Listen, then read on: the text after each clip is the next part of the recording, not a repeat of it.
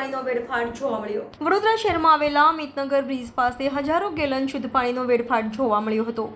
ત્યારે સામાજિક કાર્યકર કમલેશ પરમાર દ્વારા વધુમાં જણાવાયું હતું કે હાલમાં ઉનાળાની કાળઝાળ ગરમીમાં નગરજનો પીવાના પાણી માટે વલખા મારી રહ્યા છે।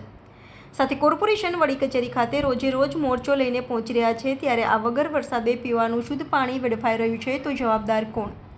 સાથે જ કોન્ટ્રાક્ટ હેઠળ કામગીરી કરતા મજૂરોની સેફટી સલામતી વગર પાણીમાં કામગીરી કરી રહ્યા છે। ત્યારે આવા અધિકારીઓને સસ્પેન્ડ કરવામાં આવે, સાથે કોન્ટ્રાક્ટરને બ્લેકલિસ્ટ કરવામાં આવે તેવી માંગ કરવામાં આવી હતી। વડોદરા શહેરમાં આવેલ અમિતનગર બ્રિજ પાસે હાલમાં જે કહેવાય છે કે પાણી પુરવઠાની જે કામગીરી થઈ રહી હતી, પરંતુ જે લીકેજ બંધ કરવામાં આવ્યું હતું, ફરીથી જે કહેવાય છે લીકેજની અંદરથી હજારો ગેલન પાણી જે પાણી વેડફાઈ રહ્યું છે। અને જળ એ જીવન છે એ રીતનું સૂત્ર જ્યારે માનનીય વડાપ્રધાન આપતા હોય ત્યારે ખાસ કરીને વડોદરા શહેરની અંદર પાણી પુરવઠા દ્વારા જે કહેવાય છે કે આડેધડ ખોદકામ કરવાના કારણે આજે પાણીની લીકેજની ઘટનાઓ ઘટે છે। એટલે ખાસ કરીને હું આપના ન્યૂઝના માધ્યમથી અપીલ કરું છું કે જે આ કોન્ટ્રાક્ટર છે, સાથે સાથે જે અધિકારીઓ છે, આ આજે કોઈ પણ સુપરવાઇઝર પણ જોવા નથી મળી રહ્યો, સાથે જે કર્મચારીઓ જે અંદર પાણીમાં જે ઉતર્યા છે, આજે સેફટી વગર જ્યારે ઉતર્યા હોય અને જો કદાચ એને જાનમાલને નુકસાન થાય અથવા તો કોઈ પણ જાતની કોઈ હોનારત ઘટે તો તેનો જવાબદાર કોણ? એટલે ખાસ કરીને વડોદરા શહેરના મ્યુનિસિપલ કમિશનર સાહેબ, મેયર સાહેબ, ચેરમેન સાહેબને અપીલ છે કે જ્યારે નાયક પિક્ચરના અનિલ કપૂરની જેમ